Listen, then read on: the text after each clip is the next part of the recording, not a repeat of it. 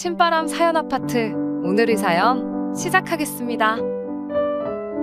안녕하세요. 결혼한 지 8년차 30대 후반의 주부입니다. 한국에서 며느리로서 살아가는 여자들이라면 제가 얼마나 힘들었을지 이해하실 것 같습니다. 저는 아들만 셋인 집에 둘째 며느리로 시집왔지만 아주버님이 결혼을 하지 않은 덕분에 맏며느리 역할을 8년 동안 했네요. 집안의 경조사도 아프신 어머님의 수발도 모두 제 담당이었습니다.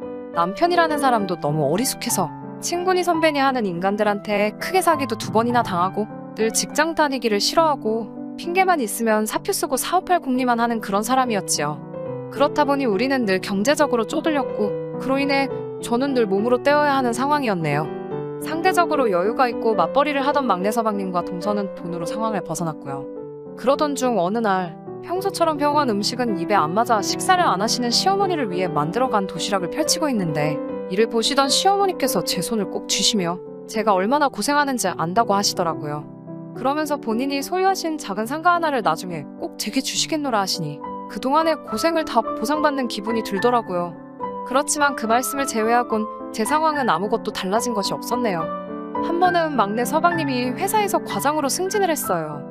그러자 시어머니께서 축하 파티라도 해야 하지 않겠냐며 저더러 실력 발휘를 해보라고 하시더군요.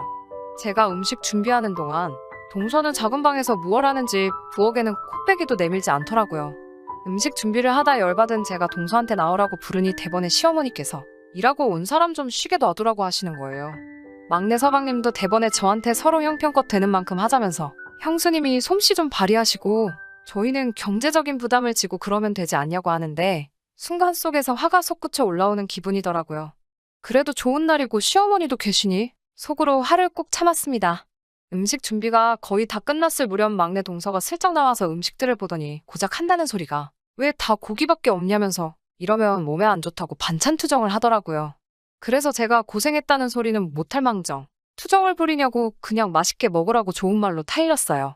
그러자 또 대번에 시어머니께서 막내 동서가 틀린 말을 한 것도 아닌데 왜 무안을 주냐며 저에게 면박을 주시더라고요. 집안에서의 제 입지는 항상 그랬습니다. 돈이 없으니 몸으로 때워야 하는 그런 신세였지요. 게다가 남편이란 사람도 세월이 가도 철이 들지 않아서 그런 대화가 오고 가도 그저 시어머니와 동생의 눈치만 살필 뿐이었지요. 그런데 얼마 전 드디어 아주버님의 결혼 날짜가 잡혔습니다. 저도 드디어 이 지긋지긋한 맏며느리 노릇에서 벗어날 수 있다고 생각하니 정말 기쁘더라고요. 아주버님과 결혼할 여자는 아주버님과 12살 차이 나는 20대 후반의 치과의사였어요. 이미 자기 치과도 있고 예단비도 현찰 1억이나 들고 왔어요. 게다가 나이 어린 형님은 당당하게 저와 막내 동서를 자네라고 부르더군요. 물론 형님이니까 잘못됐다고 말할 순 없지만 그래도 참 기분이 이상하더라고요.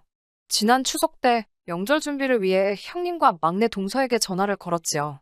막내 동서는 형님이 들어온 이후로는 더 이상 시어머니에게 1등 며느리가 아니었어요. 그래서인지 예전보다는 고분고분한 말투로 시간 맞춰 오겠다고 하더라고요. 하지만 형님은 자기는 환자들 보는 것만으로도 너무 바쁘고 시간도 없으니 그런 건 자네들이 알아서 하라고 하시더라고요. 게다가 명절 당일날 아파서 못 온다던 막내 동선의 딸이 오는 바람에 식탁에 의자가 하나 부족했어요. 그러자 시어머니는 저에게 너는 좀 나중에 먹으라고 하시더라고요. 부엌에 우두커니 서서 가족들 부족한 반찬과 국을 퍼주고 있는 제 자신이 어찌나 한심하고 서글프던지요. 그런데 남편이란 작자는 뭐가 그렇게 맛있는지 우걱우걱 잘도 처먹더라고요. 코로 먹었는지 입으로 먹었는지 모를 식사가 끝나고 과일을 깎고 있는데 거실에서 나이 어린 형님이 시어머니한테 엄마 엄마 하며 알랑방구를 떠는 게 귀에 쏙쏙 박히더라고요. 그러면서 시어머니 품위 유지하시는데 쓰시라고 멀리서 보기에도 제법 두툼한 흰 봉투를 건네더라고요. 그리고 얼마 후 저는 결혼 8년 만에 임신을 했어요. 이 소식을 시어머니께 전하자 시어머니는 어떻게 며느리 둘이서 동시에 임신을 하냐며 격경사라고 너무 좋아하시더라고요. 알고 보니 형님도 임신인 거였죠. 며칠 뒤 시어머니는 두 며느리를 불러 앉히시곤 형님한테는 입덧에 좋은 한약이라며 보약을 주시고 저에게는 덕담만 해주시는 거예요. 말씀하시기를 원래 집안 맞이가 잘 풀려야 집안이 잘 풀리는 법이라며 그러니 서운해 말라고 하셨지만 그날 집에서 혼자 오래 울었네요. 부모가 무능력해서 아직 태어나지도 않은 아기까지 차별받는 것 같아서 뱃속에 있는 아기한테 너무 미안했어요. 그리고 시간이 흘러 일주일 간격으로 저랑 형님 모두 출산을 했습니다. 형님은 아들, 저는 딸을 낳았어요. 시어머니는 평생 동안 아들 셋 낳은 걸 제일 큰 자랑으로 여기시는 분이에요. 무슨 뜻이냐 하면 그런 시어머니 앞에 딸 낳은 저는 죄인이나 다름없었던 거죠. 산후조리원에서 돌아온 날, 어머니가 형님네 아기를 데리고 저희 집에 오셨어요.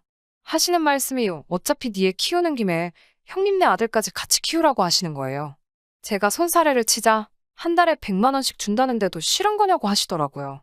그래, 내 딸 분유값이라도 벌자라는 마음으로 알겠다고 했고, 그렇게 형님네 애까지 둘을 동시에 돌보느라 허리가 끊어지겠더라고요. 여기까지도 치사하고 분하지만 참을 수 있었어요. 하지만 얼마 전 저는 충격적인 사실을 알게 되었고, 그 길로 곧바로 며느리 자리 사표냈습니다. 지난주 형님 병원이 확장 이전을 했다고 하더라고요. 저랑 막내 동서는 축하도 하고 구경도 하려고 형님 병원을 찾았어요. 형님과 인사를 하고 집에 가려던 참에 화장실에 들렸는데 우연히 병원 직원들이 하는 얘기를 듣게 된 거죠. 얘기인 즉슨 저희 시어머니가 저에게 준다고 했다는 상가를 팔아서 이 병원 확장을 도와주셨다는 거예요. 그 얘기를 들은 막내 동서도 저만큼이나 어이가 없나 보더라고요. 뺀질거리긴 해도 막내 동서도 그 상가만큼은 제 것이라고 알고 있었으니 시어머니의 태도에 실망한 거죠. 저희 둘은 그 길로 시어머니 댁으로 갔습니다. 그리고 다른 식구들한테도 형님 병원 확장 이전으로 축하 파티할 거니까 모이라고 거짓말을 했어요.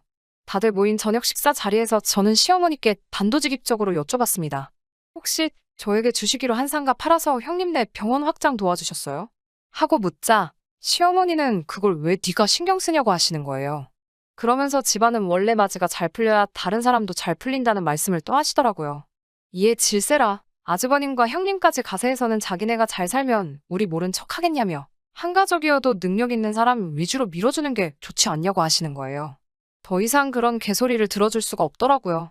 남편은 식탁 밑으로 가족들 눈치만 보면서 저를 쿡쿡 찌르며 그만하라고 신호를 보냈지만 전 자리를 박차고 일어나 앞치마를 벗어버렸어요. 그러자 시어머니는 쓸데없는 이야기는 그만하고 바쁜 사람들 불러놓고 뭐하는 짓이냐며 어서 가서 빨리 저녁이나 내오라고 하시더라고요. 저는 더 이상 분노를 삭히지 못하고 시어머니 얼굴로 앞치마를 집어 던졌습니다. 이 거지 같은 며느리 자리 내놓겠다고 소리를 지르자 남편은 저에게 제정신이냐며 오히려 고함을 치더라고요. 그 고성을 내뿜는 주둥아리를 보고 있자니 저도 모르게 손이 올라가더라고요. 저는 주먹을 쥐고 있는 힘껏 남편의 턱을 갈겼습니다. 입술이 터져서 피가 나고 턱을 부여잡고 어버버거리고 있는 꼬라지를 보자니 얼마나 웃음이 나던지 말이에요. 저는 막내 동서를 쳐다보면서 동서는 나처럼 살지 말라고 말하고 형님한테도 어른 대접받고 싶으면 어른답게 행동하라고 했어요. 자기가 해달라고 한 게 아니고 시어머니가 알아서 해준 건데 왜 자기한테 난리냐면서 형님은 어린아이처럼 울고불고 보채고 있더라고요. 큰형님과 막내 서방님은 어안이 벙벙한 표정으로 저를 응시하고 있고 고분고분하고 순종적이던 둘째 며느리에게 앞치마로 얻어맞은 시어머니는 뒷목 잡고 쓰러진다고 쇼를 하고 계셨어요. 온 집안을 난장판으로 만들어 놓으니 그렇게 속이 후련할 수가 없더라고요. 저는 그 길로 그 집에서 나왔습니다. 이제 변호사도 알아보고 이혼 절차도 시작하려고 해요. 누군가는 제가 상가를 못 받은 게 서러워서 이 사태를 만들었다고 생각할 수도 있겠지만 그게 아니에요. 저는 그 치과 의사 며느리가 오고 나서 그동안 제가 맏며느리 역할을 한 게 아니라 저는 이 집의 식모, 그 이상도 그 이하도 아니었다는 걸 알게 됐거든요. 그리고 제 딸이 이 집에서 저처럼 천덕꾸러기 손녀가 되는 것도 지켜볼 수 없고요. 이젠 날씨도 점점 따뜻해지고 봄이 오고 있는 것 같아요. 저와 제 딸의 인생도 이제 그늘에서 벗어나 양지로 가고 있는 것 같아요. 앞으로 펼쳐질 저와 제 딸의 앞길에 행복을 빌어주세요. 이야기 들어주셔서 감사합니다.